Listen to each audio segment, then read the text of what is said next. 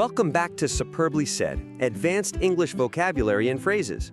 Today's critique looks at a SpeakDuo lesson slide deck titled Blackadder The Third's Cunning Compilation. Yeah, and real quick, you can head to SpeakDuo.com to meet new people globally, practicing English on video calls to, build speaking confidence. Let's get right into the feedback.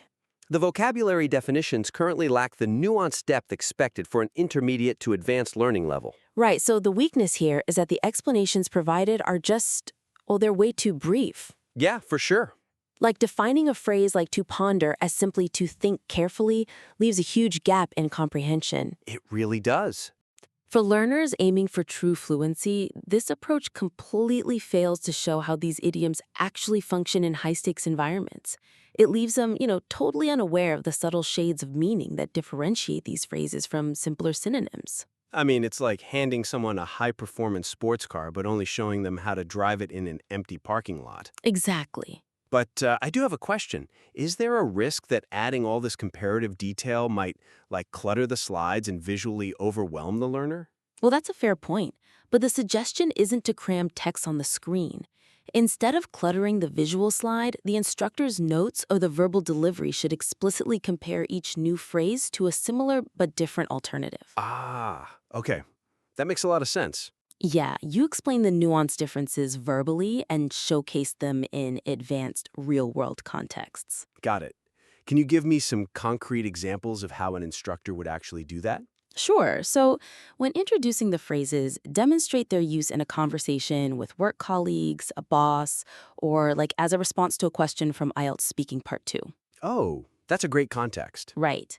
So for instance, verbally compare to ponder to mull over or to consider. Okay. You'd explain the extended duration implied by pondering. So for an IELTS exam example, they could say, I had to ponder the university's offer for several weeks. Wow. Yeah, that sounds much more authoritative than just, I thought about it. Exactly. And then for the idiom to have an ace up your sleeve, compare it to having a backup plan. How are they different? Well, the nuance is the secrecy. So in a conversation with a boss, you could say, the competitor has a larger budget, but our exclusive distribution deal is the ace up our sleeve. Because it's hidden until the right moment. You got it. Nice. Then, for an understatement, contrast it with a downplay. Okay, I can see students confusing those. Yeah, they do. You explain that a downplay genuinely minimizes something, but an understatement highlights how extreme a situation was. Provide an example of how a candidate might use it in an IELTS exam to describe a major life event.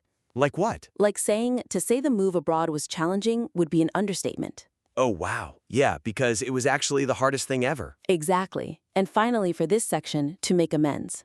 Okay. Compare it directly to apologize. Explain that you apologize with words, but you make amends with actions. Oh, that's a crucial distinction. Yeah.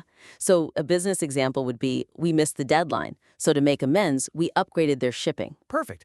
So once that richer vocabulary context is established, the next challenge is how the learner practically applies it, which, brings us to the pacing of the breakout rooms. Right. Looking at the source material, it currently inserts a 10 to 12-minute breakout room after every 2 expressions. Yeah, and the current pacing, which alternates between just 2 brief expressions and a lengthy breakout session, risks severely disrupting the lesson's educational momentum. It feels very stop and start. Catered to loosely structured chat. Wow, 50 minutes. Yeah. Discussing only 2 idioms for 12 minutes is likely to result in students going off topic, losing focus, and just breaking the flow of the broader vocabulary acquisition. I see your point about momentum losing steam, but let me push back a little. Sure. Couldn't one argue that chunking it into smaller pieces prevents cognitive overload? Like ensuring they actually master those 2 phrases before moving on? I mean, people think that, but the suggestion here is to restructure the flow to consolidate the instruction into 2 larger blocks. Okay. Followed by fewer, but much more robust and layered speaking activities that require synthesizing multiple phrases at once. Synthesizing them. Got it. So what does that look like in practice? Give me a concrete example. Okay, so group the instruction for expressions 1 through 4 consecutively, Right? and then hold a single 15 to 20-minute breakout room. A longer one. Exactly.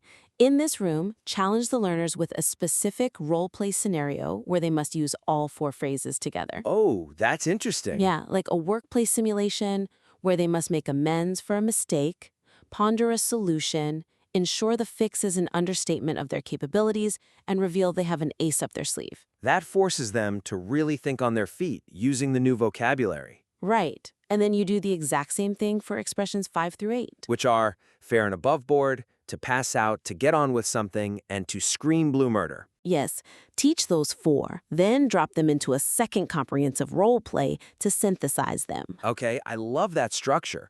So if we improve the depth of the phrases and streamline the practice flow, we absolutely must look at how the lesson concludes to ensure those phrases actually stick. For sure. The document right now ends really abruptly. It's just a thanks for coming slide and a mention of an asynchronous daily podcast quiz on a completely separate page. Yeah, the conclusion of the lesson misses a critical opportunity for immediate knowledge retention and active recall. It's totally passive. It is. The weakness is transitioning directly from a breakout room into an advertisement for the SpeakDuo Pro app and a generic goodbye. It relies entirely on the learner taking it upon themselves to find and complete a quiz later. Which, let's be honest, most won't do. Right. This passive ending fails to lock in the vocabulary while the instructor is still present to clarify lingering confusion. It's essentially letting them walk out of the gym without a cool-down stretch. That's a great way to put it. So how can we build an assessment directly into the final minutes without it feeling like some boring standardized test? The suggestion is to integrate a highly interactive, rapid-fire, multiple-choice quiz directly into the live session wrap-up. Oh, live. Okay. Yeah. The instructor should read the options aloud as option A, option B, and option C, repeatedly vocalizing the target phrase to anchor the memory. Repetition is key. Exactly. And give the audience a designated moment to think before revealing the answers live. Okay, let's actually model these concrete examples for the listeners. I think hearing the distractors is important. Good idea. So, dedicate a slide to each phrase. For everyone listening, feel free to pause to critique here if you need to think about the answer. Let's do it. Okay, question 1. What is the best definition for the expression to ponder? Option A, to deeply and carefully think about a highly specific, difficult issue or important decision over an extended period. Option B, to completely, safely, formally, permanently, quickly, intentionally, silently, successfully reject a major corporate offer. Option C, to aggressively, strictly, heavily, firmly, purposefully, absolutely, thoroughly, strongly, formally cancel an agreed contract. Wow, those adverbs in B and C are wild. But the answer is definitely option A. Correct. To ponder. And then the instructor reminds them, remember the IELTS example covered earlier about pondering the university offer. Ah, tying it back immediately. Exactly. Question 2. How is the idiom to have an ace up your sleeve accurately defined? Option A, to intentionally, formally, immediately, confidently, fiercely, completely, loudly, boldly reveal an entirely brand new plan. Option B, to carefully, quietly, strategically, effectively, securely, smoothly, secretly, perfectly hide a major advantage until used. Option C, to accidentally, terribly, foolishly, unexpectedly, entirely, suddenly, completely, absolutely lose an incredible advantage. That would be option B. Right. To have an ace up your sleeve. Just like hiding that major advantage until you use it. Like the exclusive distribution deal example. Nice. Question 3. If a statement is described as an understatement, what exactly does that mean? Option A, a remarkably detailed, highly complex, incredibly, deeply, intensely accurate, thorough review of an ongoing legal event. Option B, a tremendously exaggerated, totally, completely, highly, absolutely, incredibly, surprisingly dramatic, false public claims. Option C, a specific verbal statement making a situation seem significantly less severe or much less important than it truly is. Definitely option C. Yes, an understatement. Remember when we said describing the move abroad as challenging was making it seem less severe than it was? Yeah, because it was incredibly hard. Exactly. Question 4. What does a person mean when they attempt to make amends? Option A, to effectively perform a kind action, to successfully apologize and properly repair a past mistake or bad relationship. Option B, to officially, successfully, smoothly, safely, carefully, thoroughly, completely, efficiently, legally conclude a major treaty. Option C, to deliberately, violently, aggressively, fiercely, intensely, completely, permanently, absolutely, forcefully destroy an item. That's option A. Correct. To make amends, like apologizing and repairing the mistake by upgrading the shipping in our business example. Got it. Halfway there. Question 5. Which of the following describes a situation that is fair and above board? Option A, a highly specific financial strategy, deliberately, secretly, entirely smoothly utilized by completely strict executives. Option B, an incredibly honest, genuinely open, completely straightforward situation happening entirely without tricks or secrecy.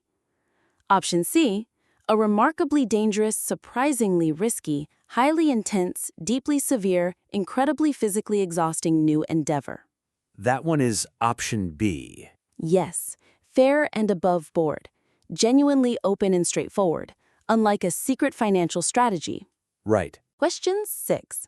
What occurs when a person manages to pass out? Option A, to actively, formally, officially, heavily, securely, completely, totally, quickly, safely, carefully distribute these papers. Option B, to successfully, peacefully, safely, happily, intentionally, perfectly, smoothly, completely, efficiently graduate an academy. Option C, to incredibly, suddenly, completely faint or heavily fall fast asleep due to extreme tiredness or deep physical shock. That is option C. Correct. To pass out, just like suddenly fainting from exhaustion. Yep. Question 7. What does it mean if you need to get on with something? Option A, to successfully, immediately, actively, firmly, energetically, totally start or purposefully continue doing a delayed task. Option B, to intensely, loudly, deeply, highly, fully, constantly, aggressively, repeatedly, firmly, continuously, sincerely complain. Now. Option C, to permanently, totally, silently, entirely, highly, strictly, safely, rapidly, smoothly, physically, quickly, securely avoid it. Definitely option A. Right, to get on with something, energetically starting that delayed task. And finally, question 8. What happens when someone begins to screen blue murder?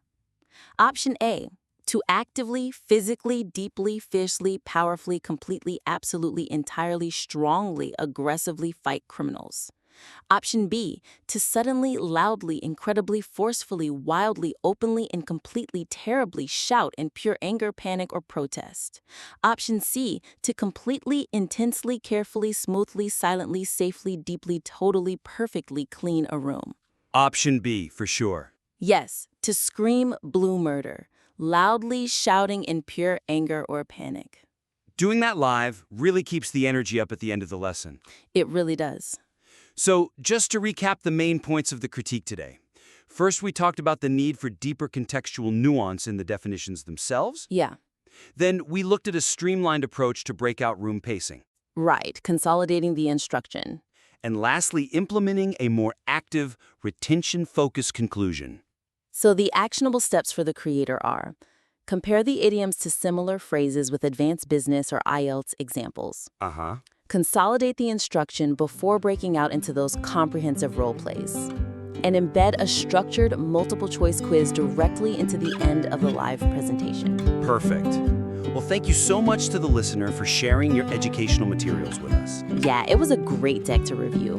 We warmly invite you to submit your revised work or, any future projects back to the critique anytime. Absolutely. Until next time.